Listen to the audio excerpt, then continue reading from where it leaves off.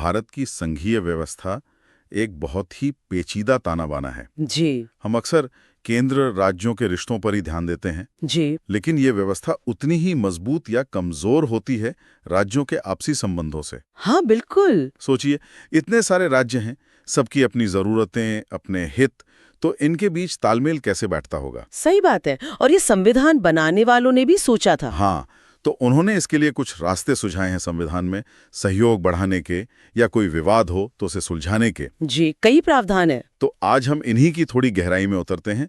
हमारे पास स्रोत के तौर पर indianpolity.pdf के कुछ अंश हैं। अच्छा।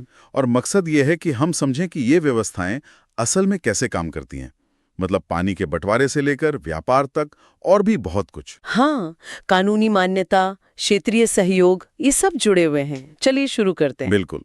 और ये समझना इसलिए भी जरूरी है क्योंकि भारत की एकता सिर्फ केंद्र पर नहीं टिकी है। नहीं, बिल्कुल नहीं। राज्यों के बीच अगर अच्छे रिश्ते हों, सहयोग हो, तभी देश मजबूत बनता है। संविधान ने इसका एक ढांचा तो दिया ही है। तो शुरुआत करते हैं एक ऐसे मुद्दे से जो अक्सर खबरों में रहता है, काफी संवेदनशील भी है, पानी का बंटवारा। हाँ, जल विवाद। अनुच्छेद 262 खासतौर पर इसी से जुड़ा है ना? जी हाँ, अनुच्छेद 262 ये संसद को अधिकार देता है किस तरह का अधिकार? कि वो अंतर्राज्यीय नदियों या नदी घाटियों के पानी के इस्तेमाल, बंटवारे या नियंत्रण से जुड़ा कोई भी विवाद हो या कोई शिकायत हो, जी। तो उसके निपटारे के लिए कानून बना सकती है। ये बहुत अहम है क्योंकि पानी तो आप जानते ही हैं, राज्यों के लिए जीवन रेखा जैसा है। और विवाद तो होते ही हैं। बिल्कुल। इसमें एक बात थोड़ी अलग सी लगती है कि संसद ये भी तय कर सकती है कि ऐसे मामलों में सुप्रीम कोर्ट या कोई और अदालत दखल नहीं देगी। हाँ। अदालतों को बाहर क्यों रखा गया है? ये थोड़ा अजीब नहीं? नहीं, अजीब नहीं है। इसके पीछे एक सोच थी संविधान बनाने वालों को, और बाद में संसद को भी लगा कि पानी का बंटवारा नहीं, ये सिर्फ कोई कानूनी हक या निजी संपत्ति का मामला नहीं है। अच्छा। इसमें लाखों लोगों का हित जुड़ा है। खेती है, उद्योग है, पीने का पानी है, मतलब एक व्यापक सार्वजनिक हित शामिल है।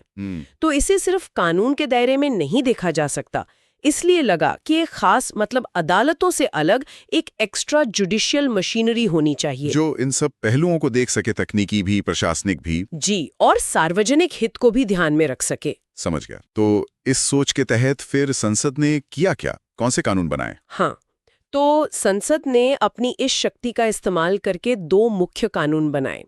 एक था नदी बोर्ड अधिनियम 1956 और दूसरा था अंतर्राज्यीय जल विवाद अधिनियम 1956।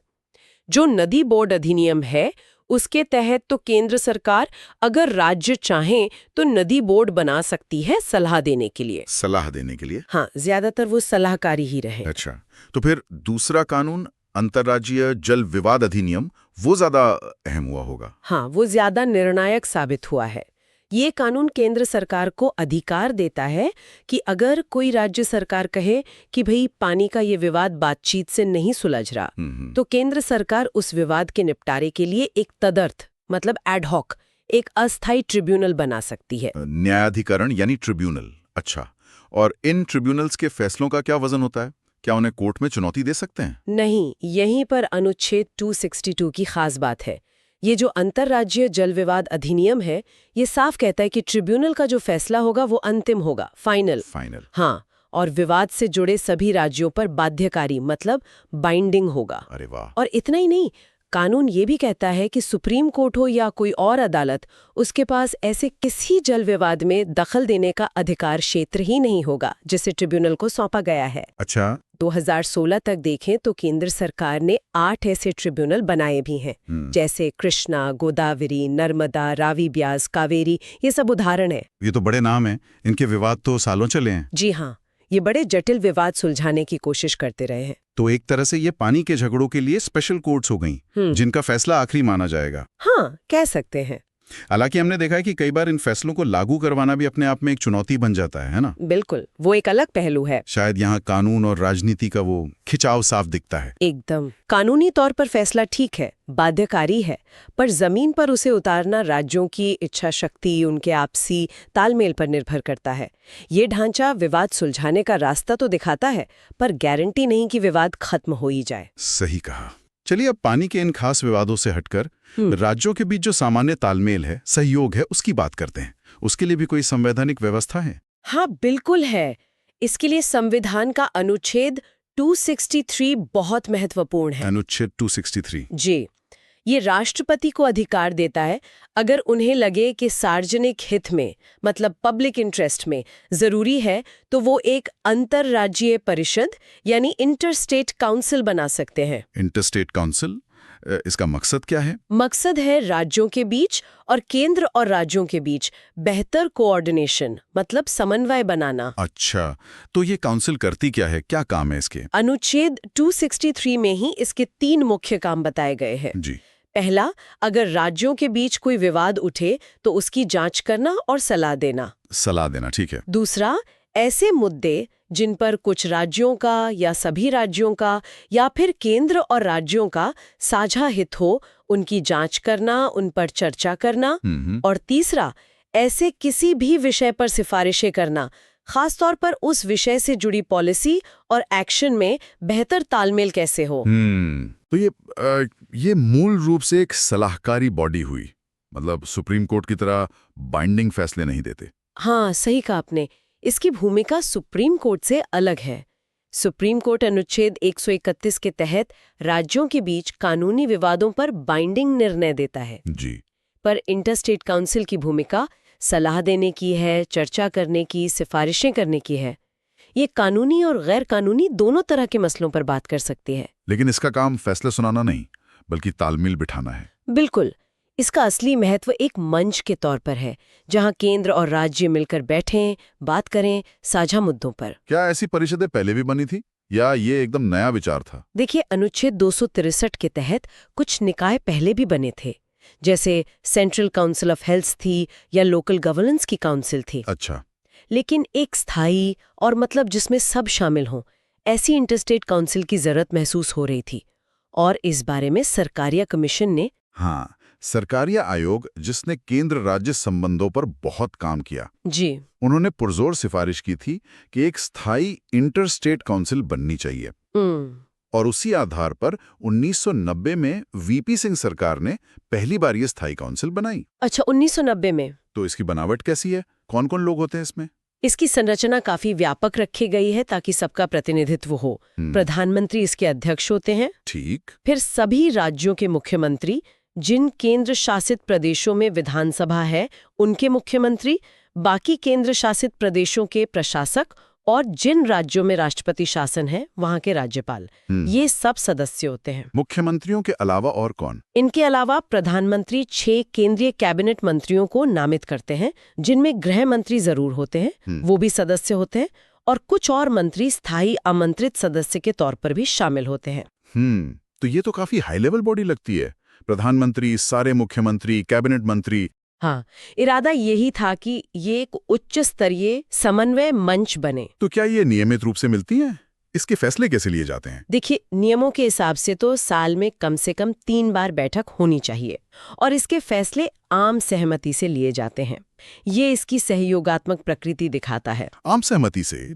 ये दिलचस्प है। हाँ, लेकिन असलियत में इसकी बैठकें कितनी नियमित होती हैं या इसका असर कितना होता है, ये काफी हद तक उस समय के राजनीतिक माहौल पर, केंद्र राज्य संबंधों पर निर्भर करता रहा है। समझ गया। वैसे इसकी मदद के लिए 1996 में एक स्टैंडिंग कमेटी भी बनाई गई थी, जिसमें केंद्रीय गृह मंत्री, 5 कैबिनेट मंत्री और 9 मुख्यमंत्री होते हैं, ताकि काउंसिल के एजेंडे पर लगातार काम चलता रहे। और इसका एक सेक्रेटेरिएट भी है शायद? जी हाँ, 1991 से इसका एक समर्पित सचिवालय भी काम कर रहा है। तो ये परिषद सहयोग का एक औपचारिक ढांचा तो देती है, पर इसकी सफलता काफी हद तक राजनीतिक इच्छा शक्ति पर निर्भर करती है। बिल्कुल। अब एक और पहलू देखते हैं।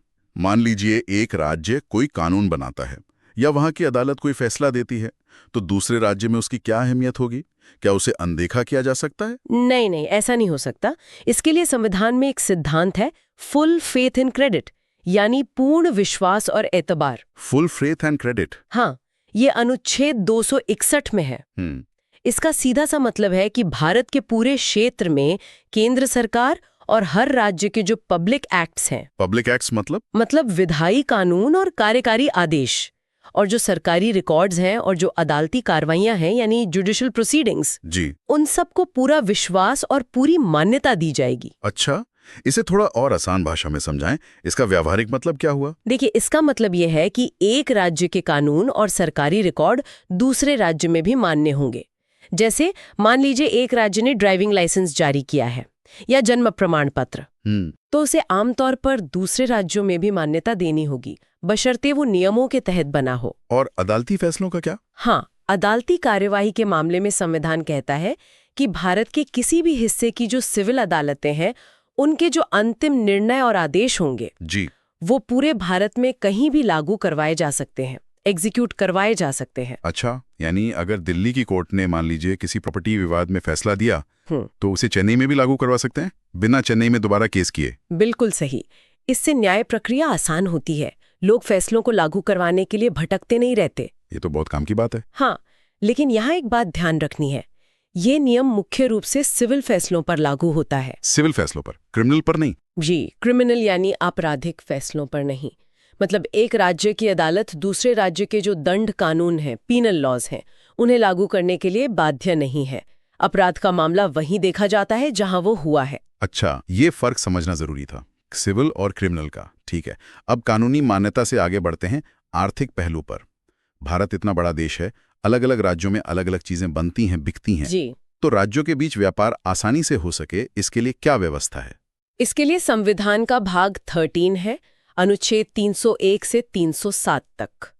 और अनुच्छेद 301 एक बहुत बुनियादी घोषणा करता है। क्या? वो कहता है कि भारत के राज्य क्षेत्र में सर्वत्र व्यापार, वाणिज्य और समागम स्वतंत्र होगा। पूरे भारत में व्यापार स्वतंत्र होगा? हाँ, इसका लक्ष्य बहुत बड़ा है। राज्यों के बीच जो सीमाएं हैं उनकी दीवारों को गिराना, पूरे देश को एक सिंगल इकोनॉमिक यूनिट बनाना, ताकि सामान का, सेवाओं का आना जाना बेरोक टोक हो। क्या ये आज़ादी सिर्फ राज्यों के बीच के व्यापार, मतलब इंटरस्टेट ट्रेड पर लागू होती है? नहीं, ये उससे भी ज्यादा व्यापक है। ये न सिर्फ इंटरस्टेट ट्रेड पर लागू होती है, बल्कि राज्य के अंदर होने वाले व्यापार यानी इंट्रास्टेट ट्रेड, कॉमर्स और इंटरकोर्स पर भी लागू होती है। अच्छा, यानी कोई राज्य अपने ही अंदर व्यापार पर मनमाने प्रतिबंध नहीं लगा सकता? हाँ, सिद्धांत तो यही है। लेकिन क्या ये स्वतंत्रता पूरी तरह से अनलिमिटेड है? कोई रोक टोक नहीं हो सकती? नहीं, ऐसा नहीं है। ये स्वतंत्रता एब्सोल्यूट नहीं है। संविधान खुद ही इस पर कुछ वाजिब, मतलब रीजनेबल प्रतिबंधों की गुंजाइश देता है। जैसे अनुच्छेद 302, ये संसद को अधिकार देता है कि वो लोक हित में, पब्लिक इंटरेस्ट में व्यापार, वाणिज्य और समागम की स्वतंत्रता पर प्रतिबंध लगा सकती है। संसद लगा सकती है? हाँ, लेकिन संसद ऐसा करते हुए एक राज्य को दूसरे पर तरजीह नहीं दे सकती, भेदभाव नहीं कर सकती। अच्छा। सिवाय एक स्थिति के, अगर देश के किसी हिस्से में माल की बहुत कमी हो और वहां सप्लाई पहुंचानी जरूरी हो, तब शायद ऐसा किया जा सकता है। ठीक है, और क्या राज्य सरकारें भी रोक लगा सकती हैं? हाँ, राज्य विधानमंडलों को भी अनुच्छेद 304 में यह अधिकार दिया गया है। वो भी लोकहित में व्यापार की स्वतंत्रता पर उचित प्रतिबंध लगा सकते हैं। उचित प्रतिबंध? हाँ, रीजनेबल रिस्ट्रिक्शंस। लेकिन इसके लिए 2 शर्तें हैं। पहली, ऐसा बिल विधानसभा में लाने से पहले राष्ट्रपति की मंजूरी लेनी होगी। राष्ट्रपति की मंजूरी? जी। और दूसरी शर्त, राज्य भी एक राज्य को दूसरे पर तरजीह नहीं दे सकता या भेदभाव नहीं कर सकता। एक और बात है, राज्य दूसरे राज्यों से आने वाले माल पर वैसा ही टैक्स लगा सकता है जैसा वो अपने राज्य में बनने वाले वैसे ही माल पर लगाता है, ताकि भेदभाव ना हो। हाँ, ताकि बाहर से आने वाले माल के साथ टैक्स के मामले में भेदभाव ना हो। ये राज्यों के बीच व्यापार में रुकावट न बने, ये सुनिश्चित करने के लिए है। तो ये एक तरह का संतुलन बनाने की कोशिश है, व्यापार की आजादी भी रहे और लोकहित में जरूरत पड़ने पर नियंत्रण भी हो। बिल्कुल। अच्छा, ये जो सारे नियम हैं, इनकी निगरानी कौन करता है? इन्हें लागू करवाने के लिए क्या कोई खास संस्था है? जैसे अमेरिका में सुना है इंटरस्टेट कॉमर्स कमीशन होता है। हाँ, संविधान में अनुच्छेद 307 में ये प्रावधान तो है कि संसद चाहे तो ऐसी कोई संस्था या अथॉरिटी नियुक्त कर सकती है। अच्छा, प्रावधान है? जी, जो इन सब नियमों के उद्देश्यों को पूरा करने के लिए काम करे। उसे जरूरी शक्तियां और कर्तव्य दिए जा सकते हैं। लेकिन मजे की बात यह है कि भारत में आज तक ऐसी कोई संस्था बनाई नहीं गई है। अरे, तो फिर काम कैसे चलता है? इसका काम काफी हद तक न्यायपालिका देखती है या फिर जो संबंधित सरकारी विभाग है वही देखते हैं। ये वाकई दिलचस्प है कि प्रावधान होते हुए भी संस्था नहीं बनी। खैर, अब अंत में एक और तरह की परिषदों की बात कर लेते हैं, क्षेत्रीय परिषदें, जोनल काउंसिल्स। हाँ, जोनल काउंसिल्स। ये इंटरस्टेट काउंसिल से कैसे अलग है? ये एक बहुत अहम फर्क है। देखिए, हमने पहले बात की इंटरस्टेट काउंसिल की, जो अनुच्छेद 263 के तहत है। वो एक संवैधानिक निकाय है, कॉन्स्टिट्यूशनल बॉडी। जी। जबकि ये क्षेत्रीय परिषदें ये संवैधानिक नहीं है, ये वैधानिक हैं, स्टैट्यूटरी बॉडीज हैं। स्टैट्यूटरी मतलब इन्हें संसद के एक कानून से बनाया गया है, संविधान से नहीं। किस कानून से? राज्य पुनर्गठन अधिनियम 1956, स्टेट्स रीऑर्गेनाइजेशन एक्ट 1956। अच्छा। ये तो वो कानून है जब राज्यों की सीमाएं भाषा के आधार पर दोबारा बनाई जा रही थीं। बिल्कुल। उसी समय देश को 5 जोन में बांटा गया, उत्तरी, मध्य, पूर्वी, पश्चिमी और दक्षिणी, और हर जोन के लिए एक क्षेत्रीय परिषद बनाई गई। इन्हें बनाने का क्या मकसद था? इन्हें बनाते समय कई बातों का ध्यान रखा गया था, जैसे देश के प्राकृतिक विभाजन, नदी सिस्टम, कम्युनिकेशन के साधन, सांस्कृतिक और भाषाई जुड़ाव, आर्थिक विकास, सुरक्षा, कानून व्यवस्था, ये सब। इरादा ये था कि जो पड़ोसी राज्य हैं वो मिलकर अपने क्षेत्रीय मसलों और विकास पर सहयोग करें। इनकी बनावट कैसी होती है? कौन होते हैं सदस्य? हर क्षेत्रीय परिषद में केंद्र के गृह मंत्री होते हैं। वो सभी 5 परिषदों के कॉमन चेयरमैन होते हैं। अच्छा, गृह मंत्री अध्यक्ष होते हैं। जी। फिर उस जोन में जितने भी राज्य आते हैं उन सबके मुख्यमंत्री सदस्य होते हैं। वो बारी बारी से 1 साल के लिए उपाध्यक्ष भी बनते हैं। मुख्यमंत्रियों के अलावा हर राज्य से 2 और मंत्री भी सदस्य होते हैं, और अगर उस जोन में कोई केंद्र शासित प्रदेश है तो उसके प्रशासक भी शामिल होते हैं। और सलाहकार भी होते हैं शायद। हाँ, कुछ सलाहकार भी होते हैं, जैसे नीति आयोग, पहले योजना आयोग होता था, के नॉमिनी, राज्यों के मुख्य सचिव, डेवलपमेंट कमिश्नर वगैरह। और इनका काम क्या है? क्या ये भी इंटरस्टेट काउंसिल की तरह सलाहकारी हैं? ये भी मुख्य रूप से विचार विमर्श करने वाली और सलाह देने वाली बॉडीज हैं। इनका उद्देश्य राज्यों, केंद्र शासित प्रदेशों और केंद्र के बीच सहयोग और समन्वय को बढ़ावा देना है, खासकर रीजनल लेवल पर। किन मुद्दों पर बात करती हैं ये आर्थिक और सामाजिक योजना, भाषाई अल्पसंख्यकों के मुद्दे, बॉर्डर डिस्प्यूट, इंटरस्टेट ट्रांसपोर्ट, ऐसे जो भी साझा हितों के मामले हों उन पर चर्चा करती हैं और सिफारिशें करती हैं। इनके कुछ बड़े लक्ष्य भी हैं शायद। हाँ, कुछ व्यापक लक्ष्य भी हैं, जैसे देश का भावनात्मक एकीकरण मजबूत करना, क्षेत्रवाद या भाषावाद जैसी जो अलगाववादी प्रवृत्तियां हैं उनको रोकना, विकास योजनाओं में आपसी सहयोग बढ़ाना, इस तरह की बात है। क्या पूर्वोत्तर राज्यों के लिए भी ऐसी ही कोई जोनल काउंसिल है? पूर्वोत्तर के लिए थोड़ी अलग व्यवस्था है। इन 5 जोनल काउंसिल्स के अलावा एक नॉर्थ ईस्टर्न काउंसिल है। अच्छा, नॉर्थ ईस्टर्न काउंसिल। जी, इसे संसद ने एक अलग कानून, नॉर्थ ईस्टर्न काउंसिल एक्ट 1971 के तहत बनाया था। इसमें कौन कौन से राज्य हैं? इसमें उत्तर पूर्व के 8 राज्य हैं, असम, मणिपुर, मिजोरम, अरुणाचल प्रदेश, नागालैंड, मेघालय, त्रिपुरा और सिक्किम। और इसके काम मोटे तौर पर जोनल काउंसिल्स जैसे ही हैं, लेकिन इसके पास कुछ अतिरिक्त जिम्मेदारियां भी हैं। जैसे? पूरे क्षेत्र के लिए एक इंटीग्रेटेड रीजनल प्लान तैयार करना और समय समय पर सुरक्षा और पब्लिक ऑर्डर बनाए रखने के उपायों की समीक्षा करना। तो हमने आज देखा कि संविधान और कानूनों ने राज्यों के आपसी रिश्तों को ठीक रखने के लिए, सुचारू बनाने के लिए कितने तरह के औजार दिए हैं। जी हाँ। पानी के विवादों के लिए खास ट्रिब्यूनल्स हैं, तालमेल के लिए इंटरस्टेट और जोनल काउंसिल्स हैं, एक दूसरे के कानूनों और फैसलों को मान्यता देने के लिए फुल फेथ एंड क्रेडिट का सिद्धांत है,